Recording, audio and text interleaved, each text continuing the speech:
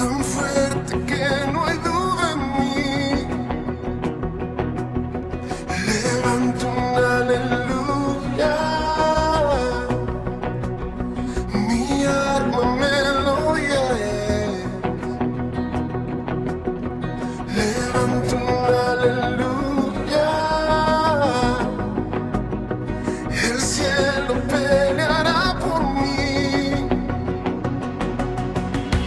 Voy a cantar aún en la tempestad, fuerte y más fuerte, mi alabanza rugirá.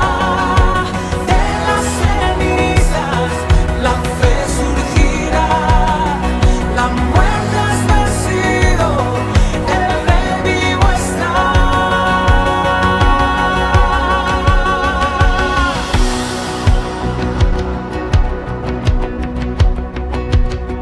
Levanto una aleluya, con todo lo que hay en mí. Levanto una aleluya, veré la oscuridad huir. Levanto una aleluya, sin saber lo que está por venir. Levanto una aleluya, temor pierdes control en mí. Voy a cantar aún en la tempestad, fuerte y más fuerte, mi alabanza rugirá. De las cenizas la fe surgirá, la muerte has vencido, el rey vivo está.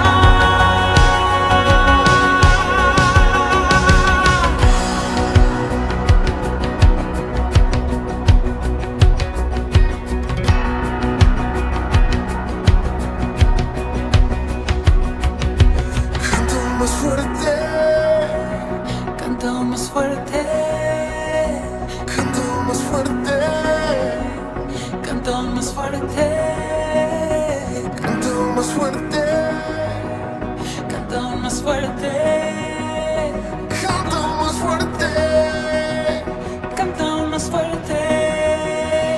canto más fuerte, Con el enemigo frente a mí, canto más fuerte, tan fuerte que no hay duda en mí. canto más fuerte, Mi alma melodía es. canto más fuerte.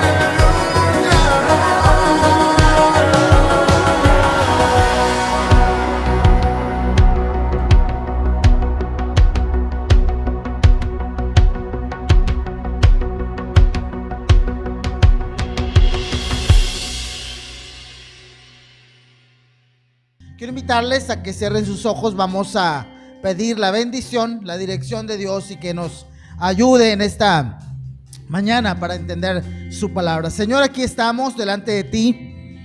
Aquí estamos, Señor, para honrarte, para darte alabanza, Señor. Gracias por tu fidelidad. Gracias por tu amor hacia nosotros en esta semana. Y gracias porque nos has sostenido hasta el día de hoy. Te pedimos de manera muy especial que tomes control de este tiempo. Queremos hablar de tu palabra. Queremos, Señor, que tú nos ayudes para entenderla. Y sobre todo, Señor, para inspirarnos en ella y poder nosotros vivir según tu palabra, Señor. Nos ponemos en tus manos, pues, y queremos pedirte la bendición y la dirección para que no nos extraviemos en lo que hemos de hablar. En el nombre de Jesús nos ponemos en tus manos. Amén y amén. Pueden tomar sus lugares, hermanos. Muchas gracias. Voy a pedirles que estén atentos a lo que vamos a hablar el día de hoy. El sermón se llama El privilegio de morir. Y cuando pensaba en esto, veía el pasaje y creo que va bien. El título un poquito raro, pero habla acerca de el privilegio de morir por Jesús, el privilegio de entregar nuestra vida al Señor. Y bueno, vamos siguiendo una serie de sermones que habla sobre el libro de los Hechos, y que porque queremos ser una iglesia de hechos y no de palabras. Ese es el eslogan del semestre, una iglesia de hechos y no de palabras. Y bueno, la semana pasada terminamos hablando acerca de Esteban. Esteban llega ante un concilio, ¿se acuerdan? Esteban fue uno de los que escogieron para servir las mesas. Esteban fue uno de los que fueron nombrados para ayudar a los apóstoles en la distribución de la comida que ellos entregaban a los más necesitados. Y bueno, Esteban hacía ese trabajo junto con los otros 7 o 6 que fueron escogidos, pero que Esteban predicaba también la Biblia. Esteban predicaba también la resurrección de Jesús. Él no solamente se dedicaba a repartir bienes a los necesitados, sino que también se dedicaba a compartir su fe, a hablar de su fe. Y bueno, algunos no estuvieron de acuerdo en cómo él o ellos predicaban, y entonces toman a Esteban y lo acusan falsamente, ¿se acuerdan? Y fue llevado ante un concilio, ante un grupo de personajes religiosos, para ponerlo en medio y acusarlo de algo que precisamente él no estaba haciendo. Él no era culpable de lo que se le acusaba. Y Esteban, en ese lugar, ¿se acuerdan que dice la Biblia? Así terminamos hace 8 días, que los del concilio miraban en el rostro de Esteban como el rostro de un ángel. Esteban se mantenía quieto, Esteban se mantenía sereno frente a sus acusadores, y entonces eso los enfurecía mucho más, porque veían en Esteban una paz que ellos quizás no tenían. Veían en Esteban a un hombre íntegro, a un hombre de Dios que estaba dispuesto a mantenerse y a sostener su fe frente a la gente que lo pudiera acusar. Ya era mucha la insolencia de estos cristianos, pensaban las personas quienes lo acusaban, porque se acuerdan que los habían querido detener, los habían encarcelado, los habían acusado falsamente, pero ellos no se detenían. Ellos no podían hacerle caso u obedecer a las personas antes que a Dios, habían dicho ellos. Y entonces los líderes ya estaban cansados de esos cristianos que no se detenían con nada. Y entonces estaban dispuestos a poner un alto. Estaban dispuestos a ir un poco más allá, ya no encarcelarlos porque se salían o los sacaban de la cárcel, ya no detenerlos porque no se callaban. Y entonces en el capítulo 7 sucede algo que los líderes, los religiosos del tiempo de estos apóstoles estuvieron dispuestos a hacer. Y hoy quiero dejarles 3 cosas muy claras en su mente y en su corazón para que morir sea un verdadero privilegio y no sea una pérdida. Porque ahora en el capítulo 7 sucede algo muy fuerte en la vida del cristianismo, de los primeros cristianos en ese tiempo, y donde la muerte fue algo que llegó precisamente a la vida de los cristianos. Y recordemos, el apóstol Pablo también menciona algo sobre esto, porque la persecución apenas iniciaba a la iglesia que acababa de nacer. La iglesia estaba enfrentando crisis de persecución porque muchos querían detener la iglesia y que la iglesia no siguiera publicando su fe, que a la iglesia no hubiera más personas quienes se pudieran añadir. Pero el apóstol Pablo también menciona esto un poco más después de Esteban. El apóstol Pablo mencionaba este versículo que dice: porque para mí el vivir es Cristo y el morir es ganancia. Para mí el vivir es Cristo, dijo Pablo, y el morir es ganancia. Y ahora entre los apóstoles estaban los 7 diáconos que fueron escogidos, pero había uno, tal vez el más arrojado, el más atrevido, Esteban, fue ahora quien enfrenta una situación difícil. Y esta mañana quiero dejarles en eso, en su mente y en su corazón, del por qué decimos que el morir es un privilegio. Hablamos del privilegio de morir. ¿Cuándo es entonces que el privilegio o el morir o el dormir, dice la Biblia, se aprecia como un privilegio? ¿En qué momento podemos apreciar la muerte como un privilegio? Y quiero leerles los primeros versículos. Y en los primeros versículos nos dice en qué momento es que la muerte se puede concebir como un privilegio. Es cuando la tarea que se nos ha sido asignada ha sido terminada, cuando la tarea ha sido cumplida. Y quiero leerles los versículos primeros del capítulo 7. Dice la palabra de nuestro Dios de esta manera: el sumo sacerdote dijo entonces a Esteban, claro, porque estaban hablando con Esteban: ¿es esto así? ¿Se acuerdan que lo acusaban? Esteban estaba en medio de un grupo de líderes y lo estaban acusando de algo, más bien de blasfemias contra Moisés y contra el templo. Y entonces, estando en medio de los religiosos, los sacerdotes le preguntan a Esteban: ¿es así lo que dicen, como lo que dicen es verdad? ¿Las acusaciones en contra de ti son reales, Esteban? Y el versículo 2 dice la Biblia así: y él dijo, Esteban dijo: varones, hermanos y padres, oíd, el Dios de la gloria apareció a nuestro padre Abraham, y estando en Mesopotamia, antes que morase en Harán. ¿Se acuerdan? ¿Quién era Esteban? Un hombre que cuenta toda la historia del pueblo judío y comienza a contar la historia. Es un discurso que dice Esteban desde el versículo 2 hasta el versículo 52, 53. Cuenta toda una historia del pueblo judío. Entonces Esteban, en medio del concilio, dice: me están cuestionando sobre mi fe, me están acusando sobre algo que yo no hice. Entonces déjenme contarles la historia. Y Esteban comienza en el versículo 2, se dirige a los religiosos, se dirige a su pueblo hebreo y les dice: Dios escoge a Abraham.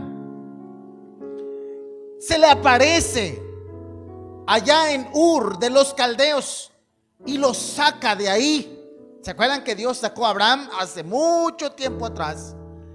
y Esteban les cuenta toda la historia.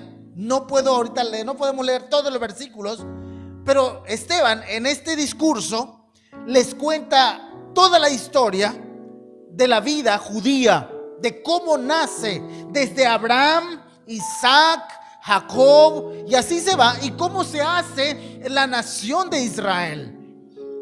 Y ocupa mucho tiempo Esteban para explicarles, para anunciar con mucho detalle lo que ellos tenían que escuchar, y que además, sin duda, como eran judíos, ellos ya sabían la historia de Abraham. Y les dice: Dios saca a Abraham desde Ur. Dios le promete a nuestro padre Abraham las tierras, esas tierras donde él llegó, le promete que sus hijos, su descendencia, la poseería. Y aquí estamos nosotros, descendientes de Abraham, y estamos poseyendo la tierra que Dios le hizo como promesa a nuestro padre Abraham. Su descendencia, la descendencia de Abraham, nosotros, dice que íbamos a ser esclavos, y fuimos esclavos en Egipto. Fuimos esclavos en Egipto hasta que aparece un hombre libertador llamado Moisés. Y Moisés saca al pueblo de la esclavitud en Egipto y lo lleva por un desierto hasta que somos introducidos a la tierra con Josué. Y Dios siempre ha querido tener contacto con su pueblo después de que ellos fueron sacados de Egipto. Pero su pueblo siempre se ha rebelado contra Dios.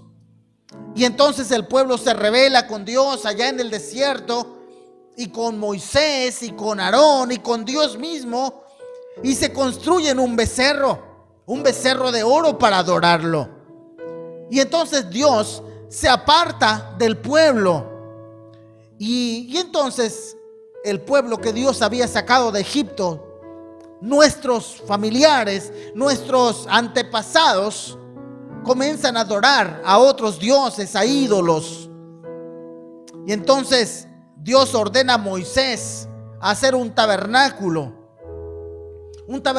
donde Dios se presentaría ahí y hablaría con el pueblo, acompañaría a su pueblo en medio de un tabernáculo, que por cierto las medidas se las dio Dios a Moisés en el monte Sinaí. Moisés bajó y construye el tabernáculo porque Dios quería acompañar a su pueblo en el desierto. Pero el pueblo siempre se ha rebelado en contra de Dios. El pueblo siempre ha maltratado a los enviados de Dios, porque el pueblo no ha querido escuchar a Dios, a ese Dios que los ha liberado de la esclavitud en Egipto, a ese Dios que los ha guardado en todo el desierto. A ese Dios el pueblo siempre le ha dado la espalda. Dios siempre ha buscado a su pueblo, pero su pueblo siempre ha sido rebelde. Ese discurso que les estoy diciendo ahora, se los estoy resumiendo, porque Esteban, en medio del concilio, les cuenta eso a los religiosos de su tiempo. Pero él menciona algo más que yo no quiero contárselos como una historia. Yo quiero que lo leamos. Y aparece en el versículo 51.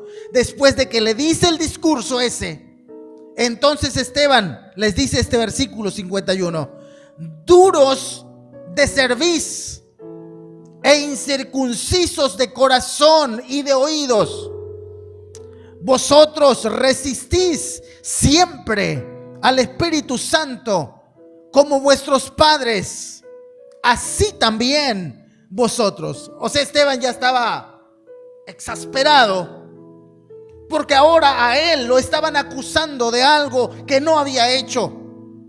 Y entonces Esteban se dirige a los líderes y les dice eso: duros de cerviz.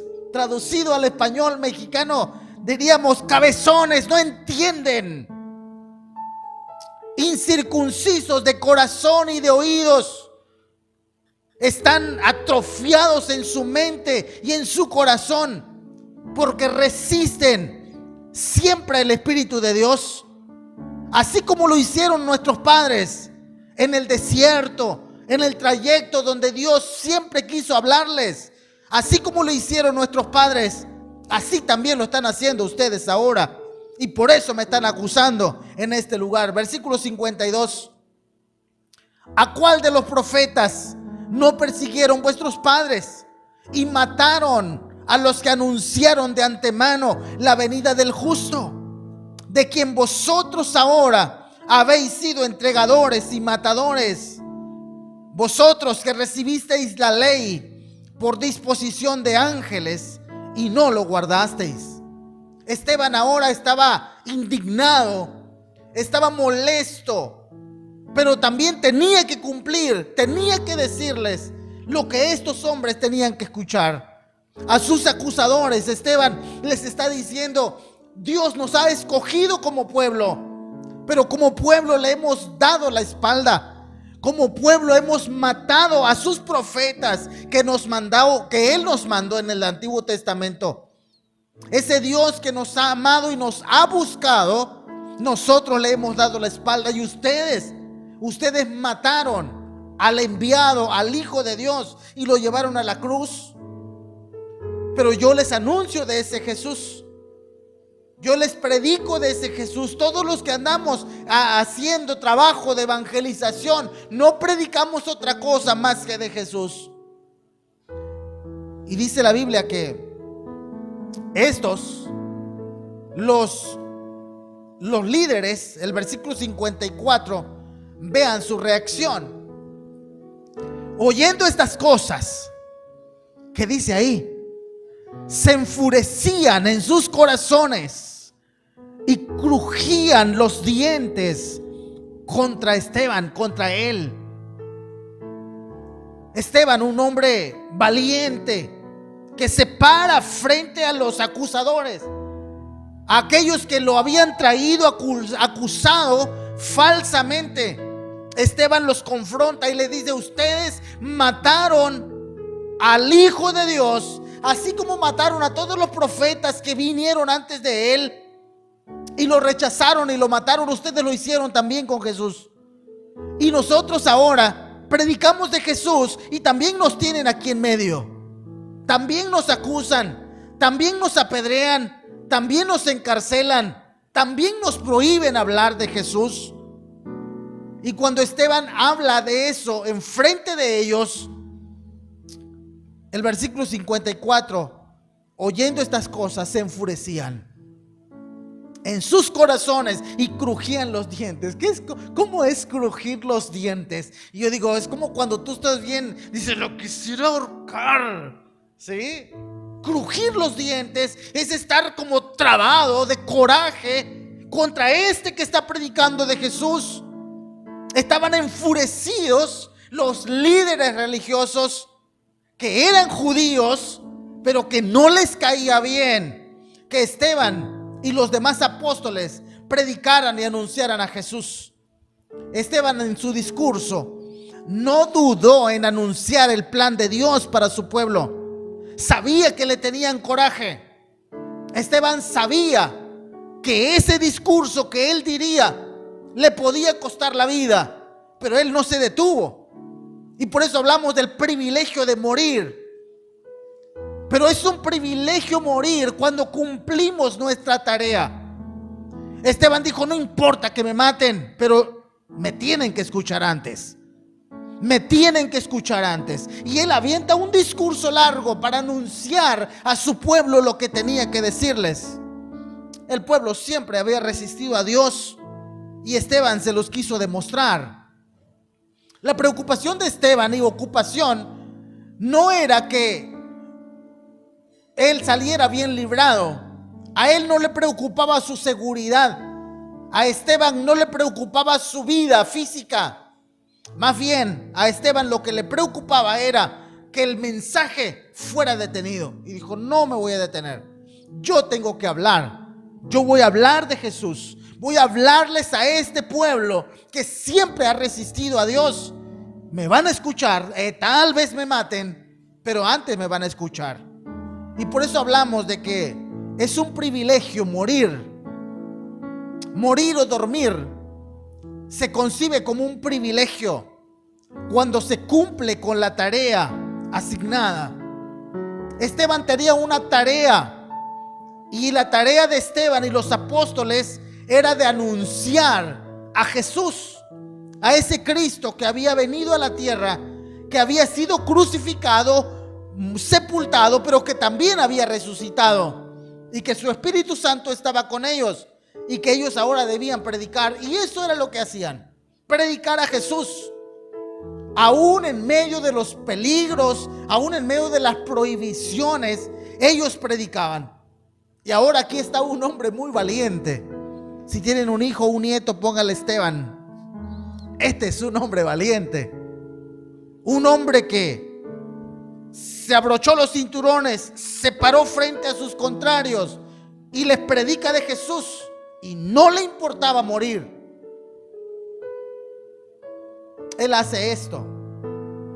Este es uno de los de la congregación. ¿Se acuerdan? Que la congregación misma escogió a 7. Bueno, este es uno de los 7. Esteban es uno de los 7 que se paró y sin miedo les dijo lo que tenían que escuchar.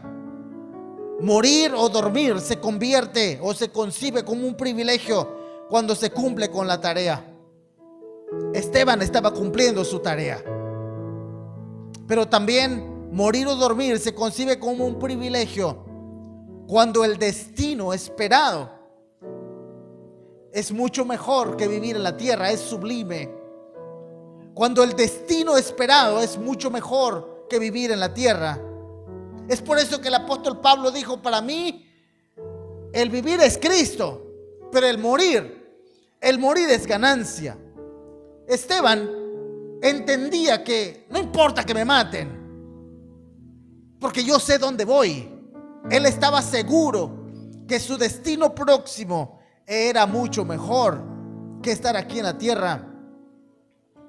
Y quiero compartirles lo que dice los versículos siguientes. Veamos qué pasó con Esteban. Esteban, después de encararlos, Esteban, después de confrontar a los líderes religiosos, dice el versículo 55: pero Esteban, lleno del Espíritu Santo, puestos los ojos en el cielo, vio la gloria de Dios y a Jesús que estaba a la diestra de Dios.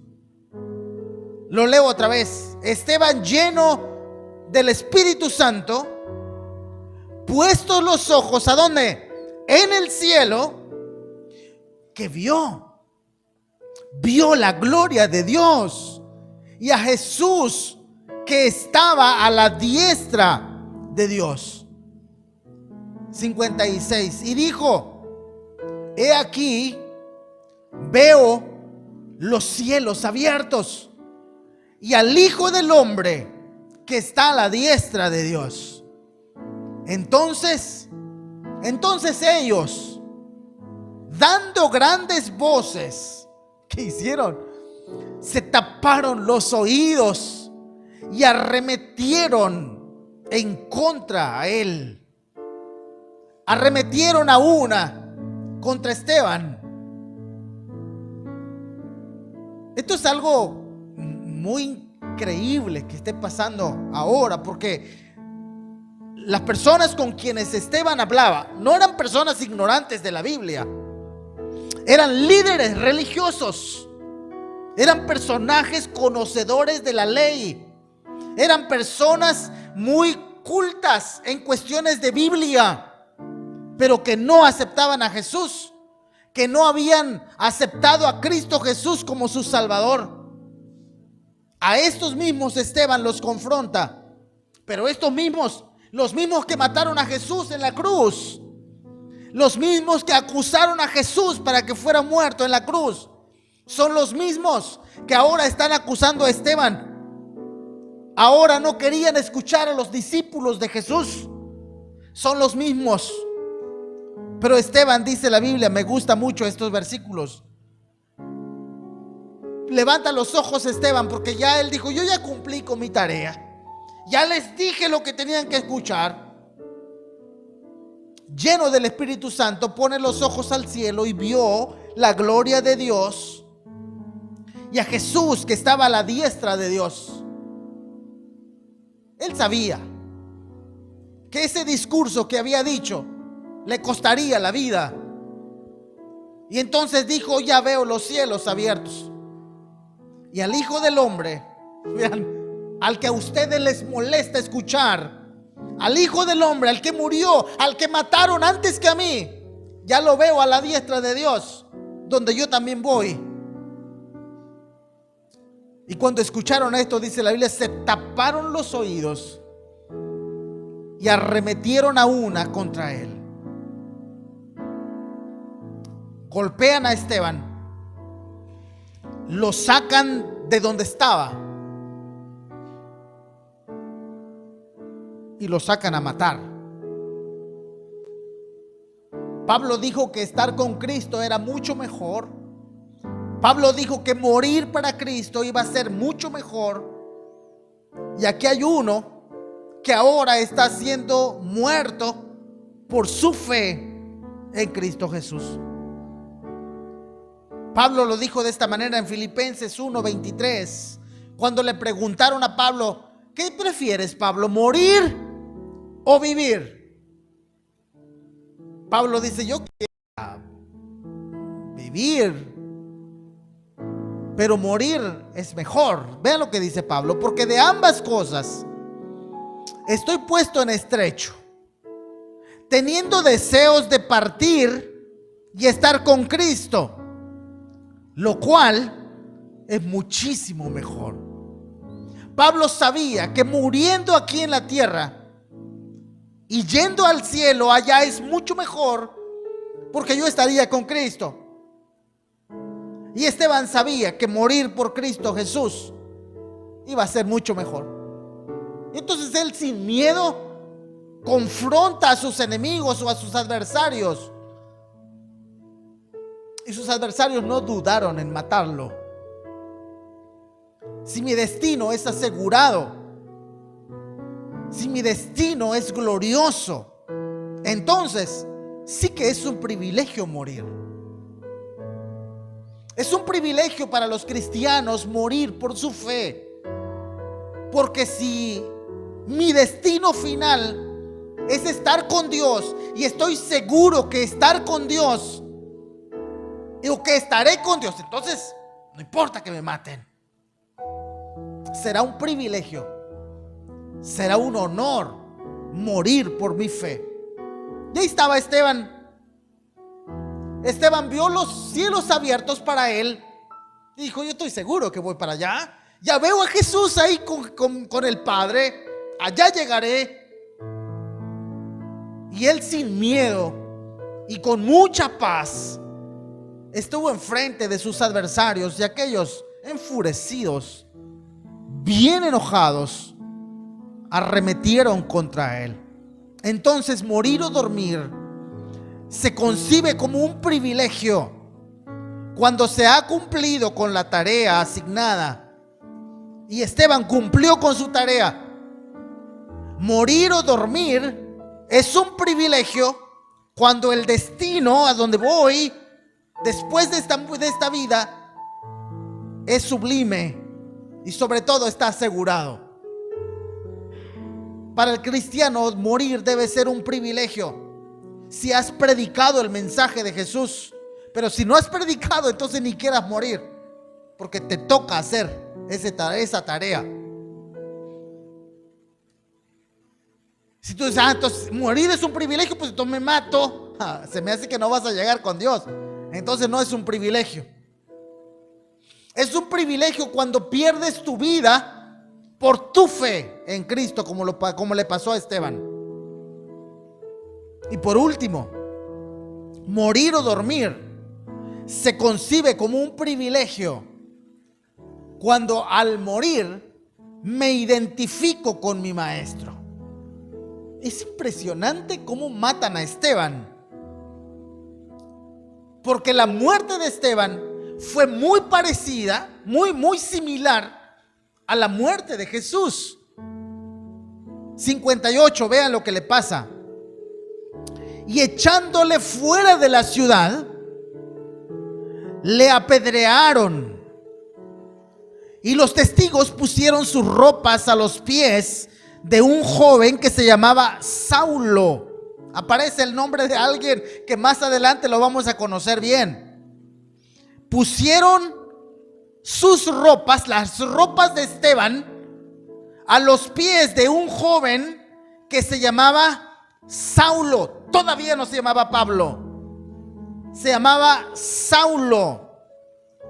Y 59 dice: y apedreaban a Esteban mientras él invocaba y decía: Señor Jesús, recibe mi espíritu. Y puesto de rodillas, clamó a gran voz: Señor, no les tomes en cuenta este pecado. Y habiendo dicho esto, ¿qué dice la Biblia ahí? No dice que murió. Claro, físicamente sí murió, pero la Biblia aclara esto al final. Y habiendo dicho esto, durmió.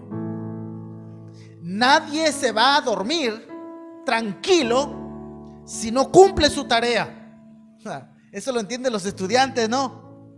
Si no has terminado la tarea, no te puedes ir a dormir plácidamente. Pero después de terminar la tarea, dices: tiras tus libretas, vámonos ahora sí a dormir plácidamente, porque ya cumpliste con lo que te tocaba hacer. Esteban durmió porque él cumplió con su tarea de anunciar el mensaje. Esteban durmió plácidamente, tranquilo, porque él sabía que su destino era mucho mejor que la tierra.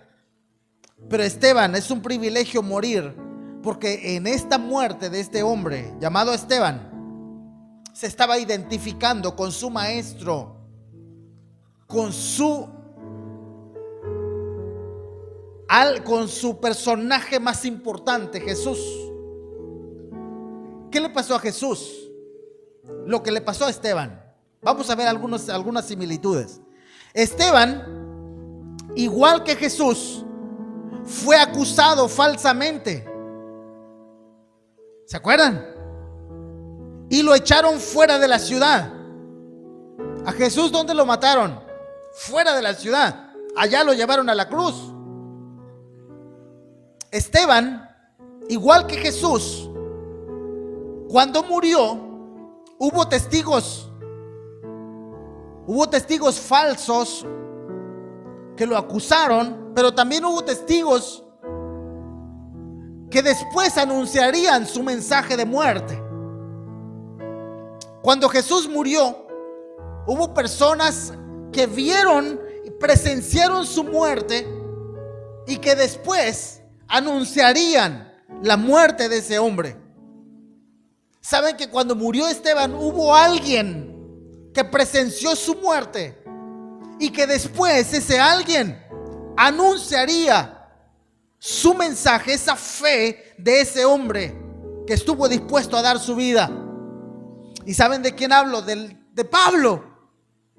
La Biblia dice que Esteban, cuando estaba muriendo, las ropas de Esteban lo trajeron a los pies de Pablo, pero no se llamaba Pablo todavía, era Saulo.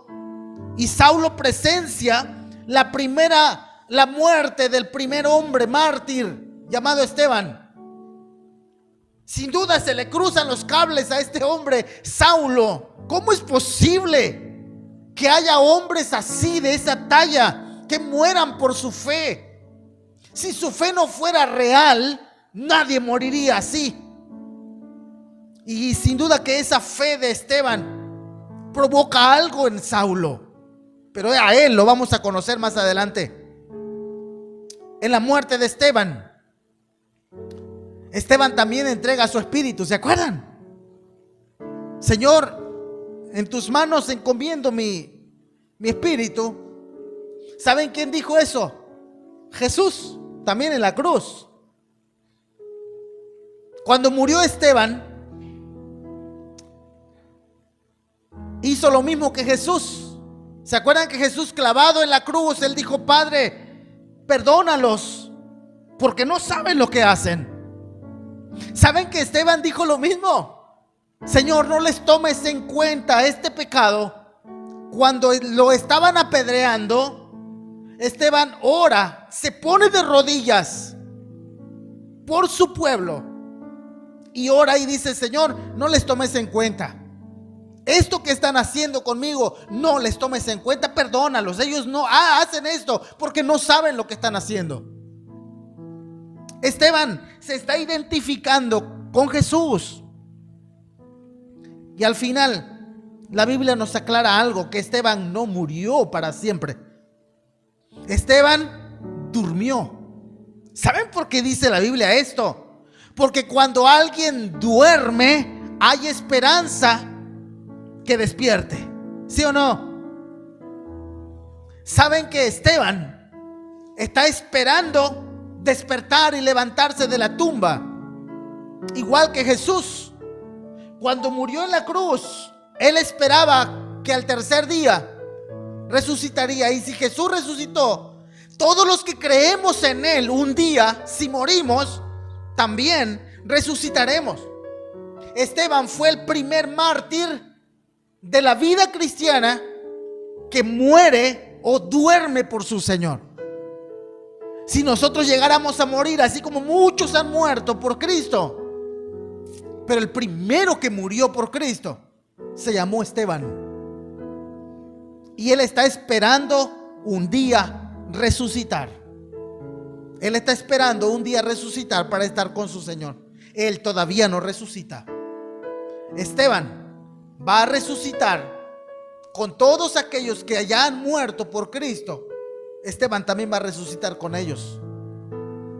Si tú mueres un día por tu fe, cuando Esteban resucite, tú también resucitarás para estar con el Señor. Es un privilegio morir por Jesús. Es un privilegio morir por nuestra fe.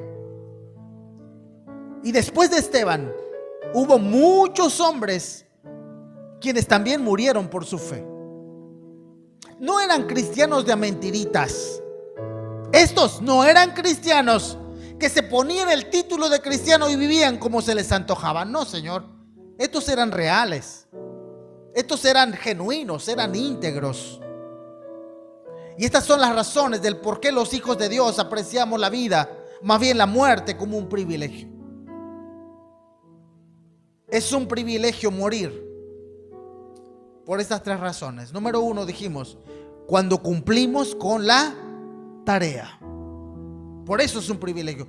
Si tú cumpliste con la tarea, di: Señor, ya estoy listo, cuando quiera me voy. Si tú has cumplido con predicar el mensaje, si no has predicado ni desees morir, tal vez no vas a morir. Y si tú estás aquí todavía sentadito en este lugar, es porque todavía tienes algo para hacer. Número dos, es un privilegio morir cuando mi destino es sublime, es glorioso y sobre todo estoy seguro que voy para allá. Si no estás seguro que vas para allá, mejor no desees morir. Pero si tu destino está asegurado con Cristo Jesús y ya cumpliste con la tarea que te tocaba hacer aquí, entonces que llegue cuando quiera.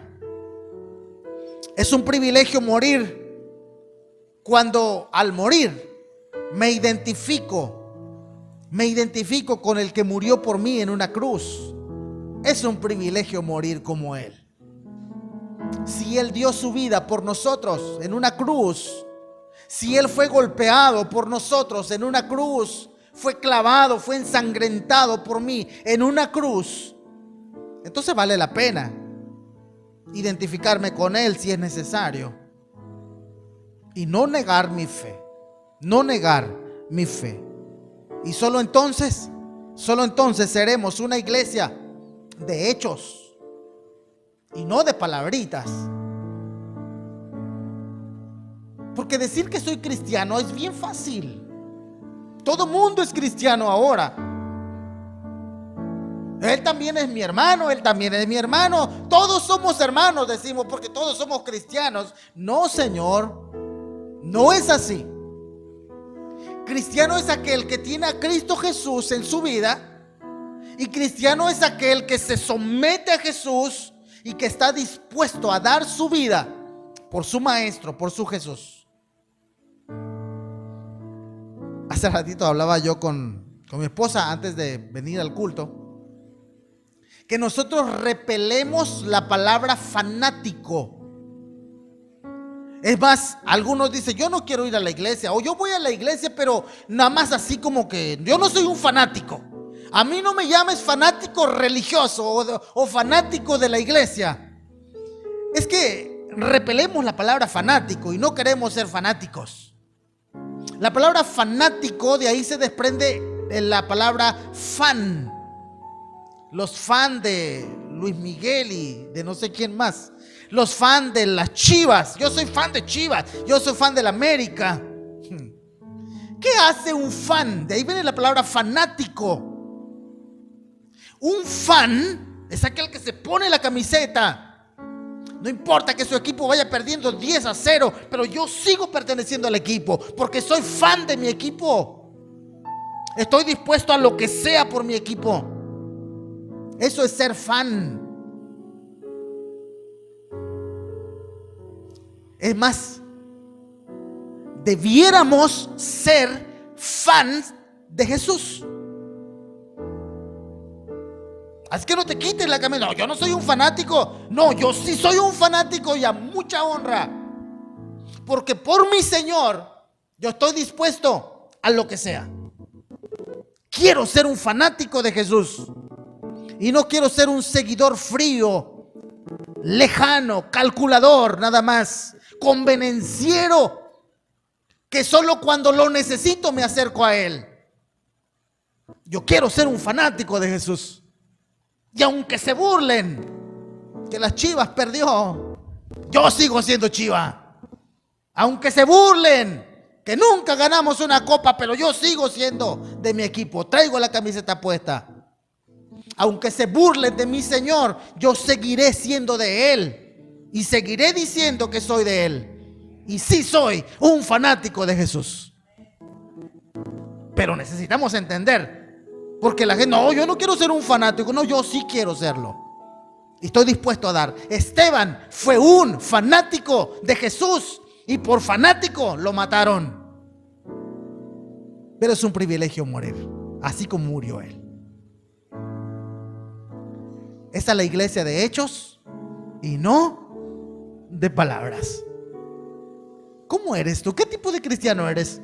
¿Un fanático o un seguidor frío calculador de lejos? ¿Qué tipo de cristiano eres?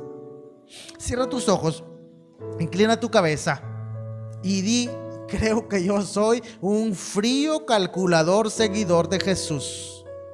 O yo sí soy un fanático de Jesús. ¿Qué tipo de cristiano eres?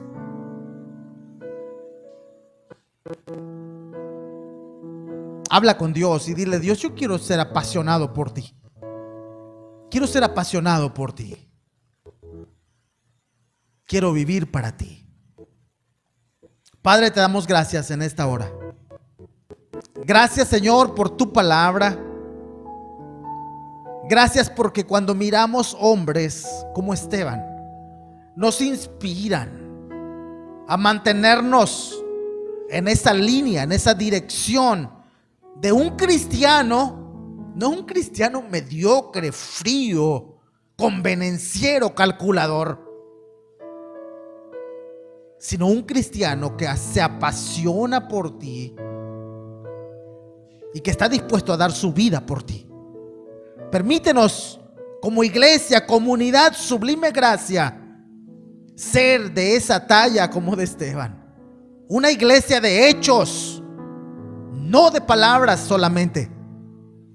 Tómanos en tus manos, Dios, y permítenos, por favor, permítenos apasionarnos por ti y ser testigos tuyos fieles, aunque nos maten. Tómanos en tus manos, Dios, por favor, en el nombre de Jesús. Amén.